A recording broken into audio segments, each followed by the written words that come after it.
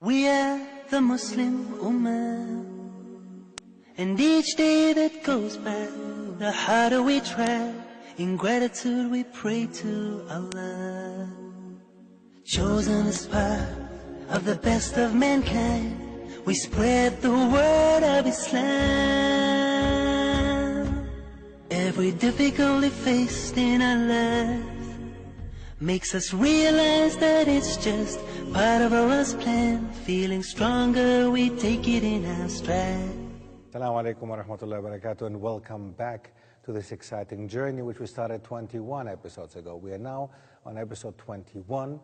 I'm Dr. Steph Karras, the author of The Forgotten Ottoman Heritage of Europe, the editor-in-chief of ilmonlinemag.com, a lecturer in several universities in Europe and in Africa, and we have had the chance to look into a variety of countries until now. We have had the chance to look into the historical spread of Islam, and we have come to the point to look now into the more modern aspect of the spread of Islam in the world, and especially in the western parts of the world, and we're looking into the western cultural parts of the world, because Australia does not necessarily belong to the West as according to the geography, but according to its cultural background, it's part of the Western Hemisphere. So we looked into Australia in the last episode, and we saw that Islam in Australia, the modern Australia from the 19th, 20th century on, had been brought to Australia by Muslims, mainly from the Balkan Peninsula, and then in the 60s also from Turks.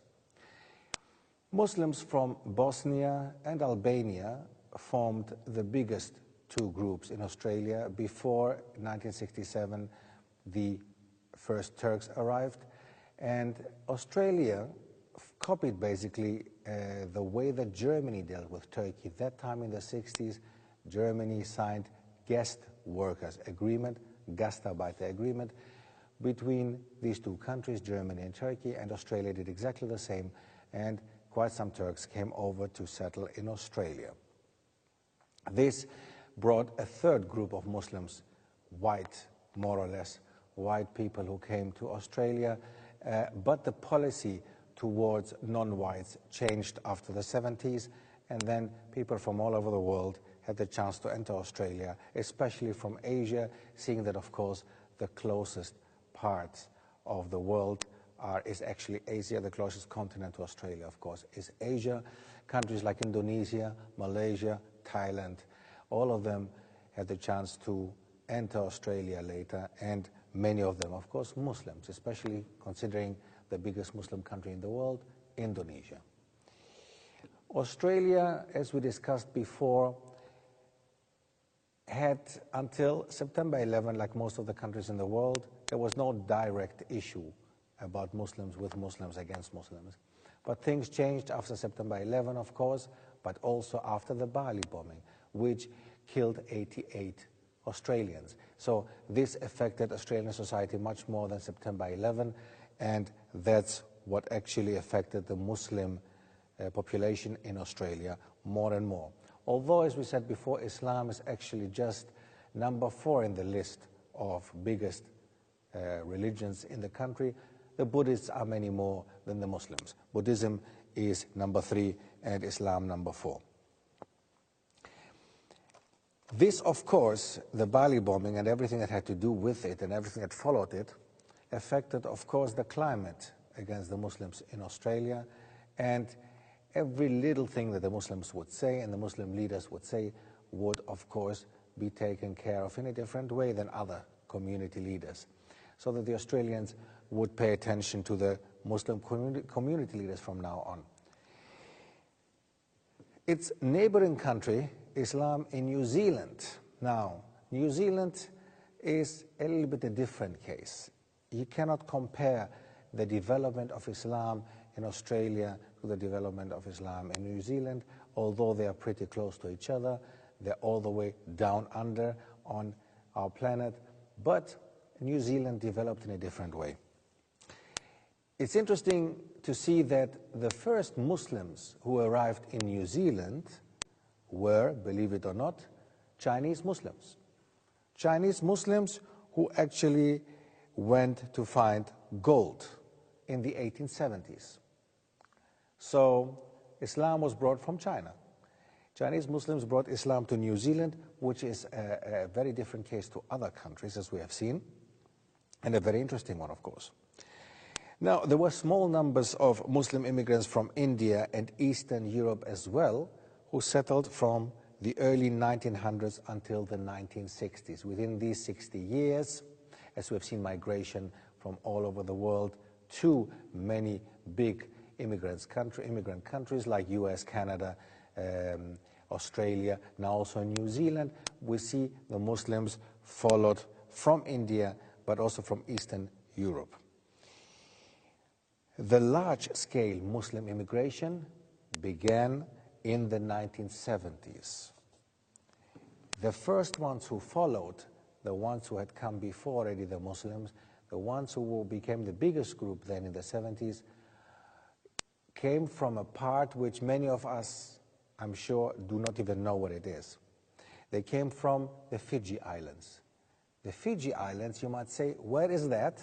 And are there Muslims there? Yes, the Fiji Islands has a big population of Muslims originally from India. Fiji Islands are islands in the Pacific, and they are not far from Australia and New Zealand, and it doesn't surprise us that many of the people from the Fiji Islands went to find refuge in New Zealand after a coup, and this is something we're going deeper into, inshallah, later. Now, so the Fiji Indians followed in the 70s to New Zealand. The last migratory wave was in the 1990s by refugees from various war-torn countries, such as Bosnia, but also Somalia. As we mentioned before, surprisingly enough, the first Muslims in New Zealand were Chinese gold diggers, and they were working in the Dunstan goldfields of Otago in the 1870s. In the early 1900s, 3 important Gujarati Muslim families came from India, from Gujarat, which is an area in India, and they are the ones who actually established Islamic organizations, and the first one in New Zealand, the New Zealand Muslim Association, and it was established in Auckland in 1950.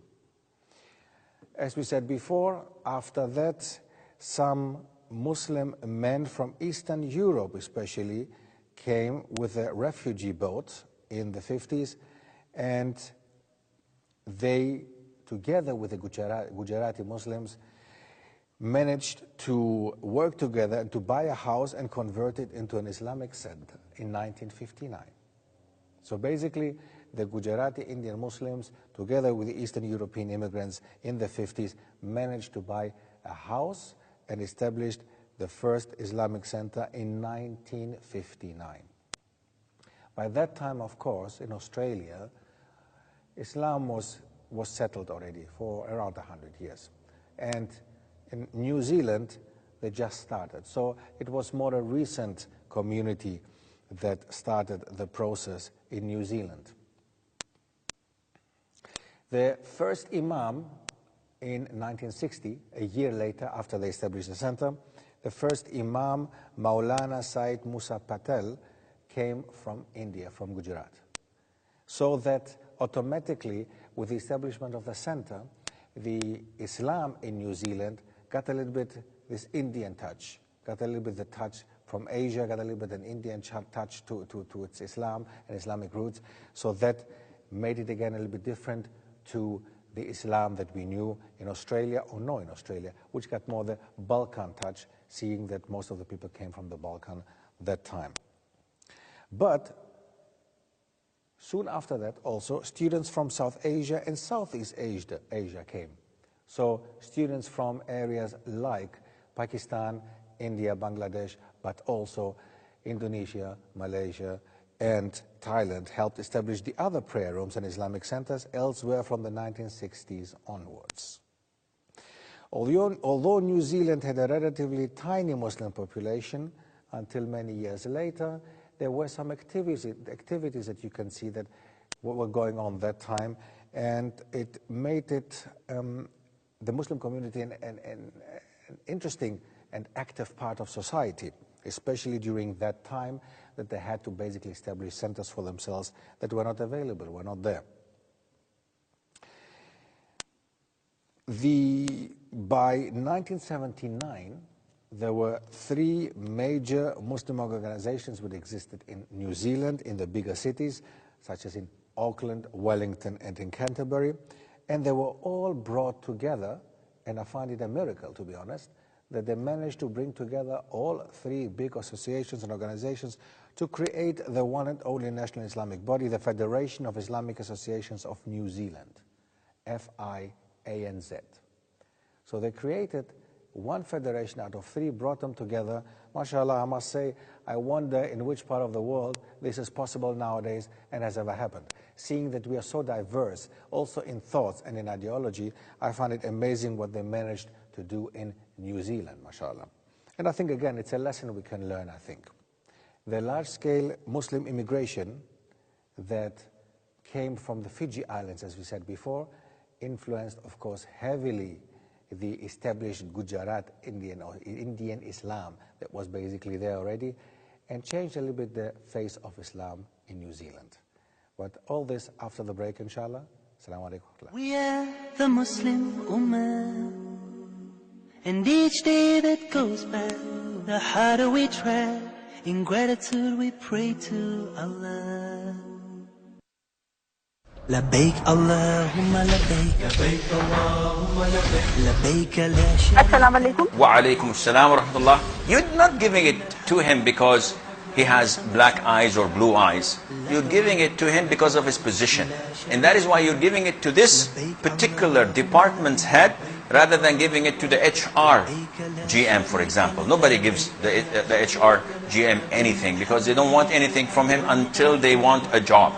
Therefore, this is the way you can judge whether it's a bribe or not. To get into a halal transaction, first of all, the bank or the financial institution should acquire and own this apartment before any commitment. لك والملك لك والملك لا شريك لك لبيك اللهم لبيك لبيك اللهم لبيك.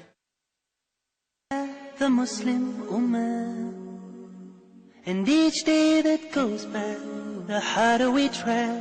In gratitude we pray to Allah. Assalamu alaikum wa rahmatullah, and welcome back after the break. Before the break, we spoke about the difference in Muslim migration to New Zealand and to Australia. We saw that most of the people who went to Australia, the Muslims, came from the Balkan countries, came from the Balkan Peninsula, whereas in New Zealand, the first ones to establish Islam were the Muslim Chinese. And after that, we saw the Gujarat Indians and some Eastern Europeans who worked together and established a masjid, a mosque and Islamic center in 1959, brought a Gujarati imam over in 1960, and then even out of 3 associations, they made 1. So until now, we can basically see that the Muslim communities in New Zealand can clearly be called Muslim community, because until now we can see that they were working together, and there's a kind of cooperation you can clearly see, which in other countries doesn't exist. After the first Fiji coup in 1987 in the Fiji island that I mentioned before, there was a coup in 1987 and many Fiji Indians left. Most of the Fiji Indians were Muslims, are Muslims, and they decided to go to the closest country to find refuge, which was New Zealand. They followed their brethren who were there already in the 1970s, and they were the next ones to come in 1987. Early in the 1990s, many migrants were admitted under New Zealand's refugee quota from war zones that we mentioned before, Somalia, Bosnia, but also Afghanistan, Kosovo, and Iraq.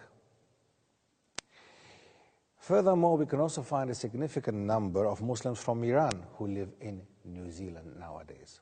So the community has become a little bit more diverse, especially after the 90s, but it got also a touch of Fiji Indian Islam, especially during the 70s and 80s.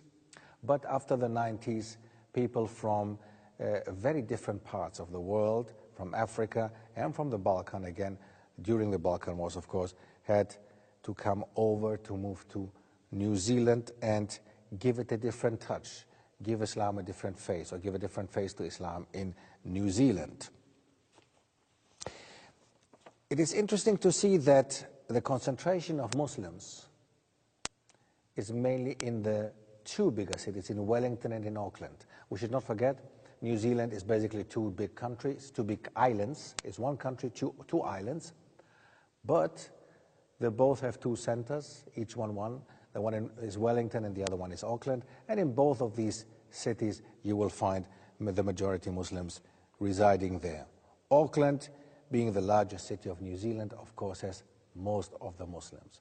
Interestingly enough, also, despite the commonalities that we have seen until now, despite the collaboration and cooperation of the Muslims in that part of the world in New Zealand, we can also see some differences are coming up, especially now. They used to be there where the Muslims used to be Sunnis the whole time. Nowadays, we also see a larger number of Shias who live in the biggest area in Auckland, in the largest city of New Zealand. You will find a bigger community of Shia. And they do celebrate their Ashura commemoration programs in Auckland parks. They do that. And they are also the ones who are visible within the Muslim community. So basically now we can see that there has been a kind of division, in a way, if you want to see it that way, between the one Muslim group that is now Sunni and Shia, who of course came after some of the Shia from Iraq after the war fled, some of them coming from several parts of the world, but mainly from Iraq, who came over to New Zealand, but also from Iran. In 2006, the census of New Zealand 2006 identified 36,072 people who are considered or were considered Muslims, including many New Zealand-born Muslims of varied ethnic backgrounds. Now, we find a number of New Zealand Muslims. We find conversions, of course, also there. Nothing new to that. We have seen in other parts of the world, in the US, in Canada, in South America, in Europe, now also in New Zealand, but also in Australia, quite a number of New Zealanders accepting Islam. Between them, these New Zealanders who accepted Islam, we should not forget, as we have the native Australians, the Aborigines in Australia, in New Zealand, we call the natives Maori.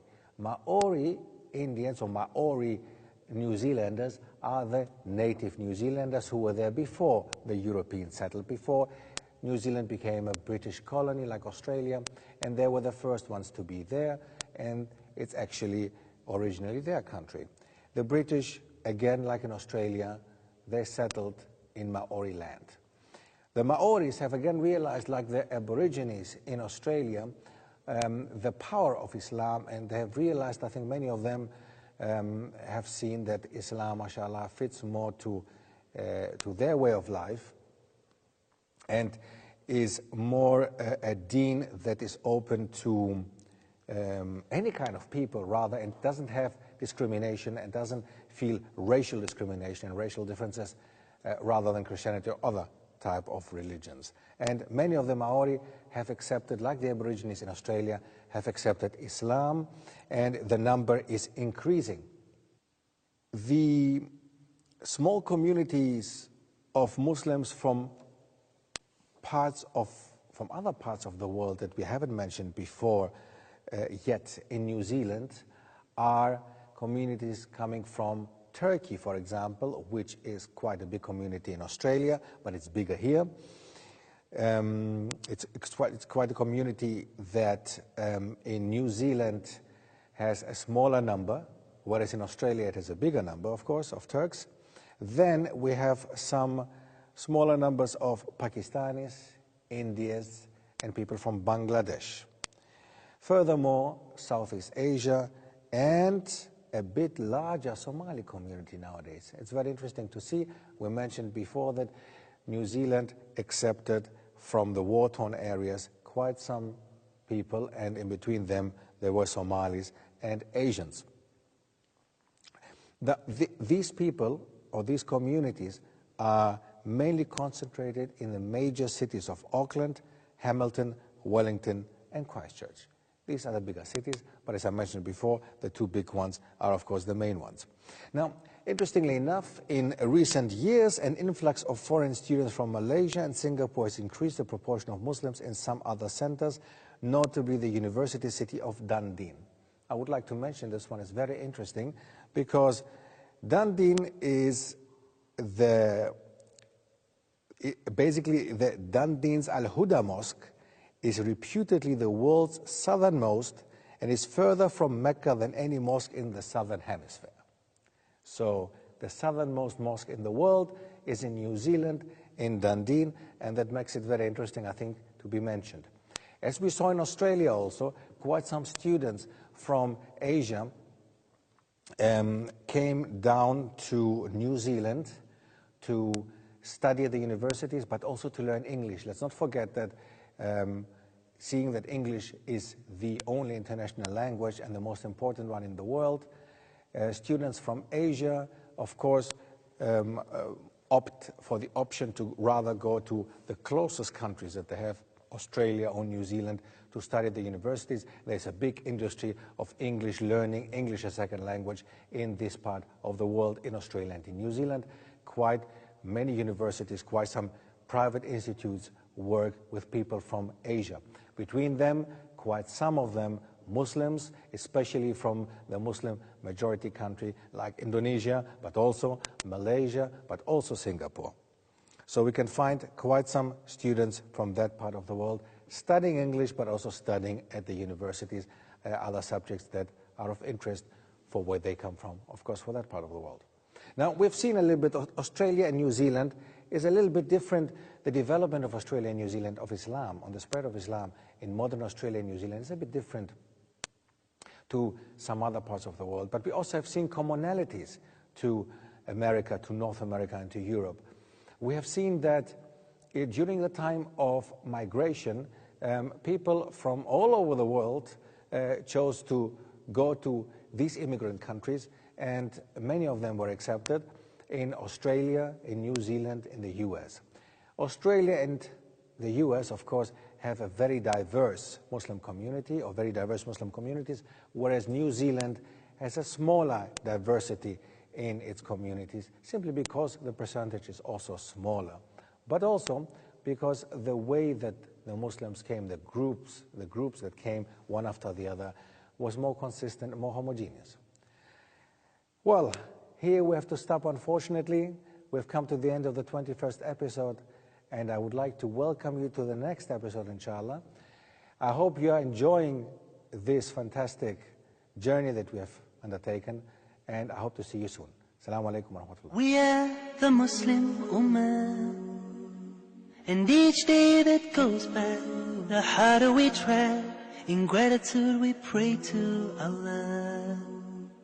Chosen as part of the best of mankind, we spread the word of Islam. Every difficulty faced in our lives makes us realize that it's just part of Allah's plan. Feeling stronger, we take it in our stride. We are the Muslim Ummah, and each day that goes by, the harder we try. In gratitude we pray to Allah. Chosen as part of the best of mankind, we spread the word of Islam. Every difficulty faced in our lives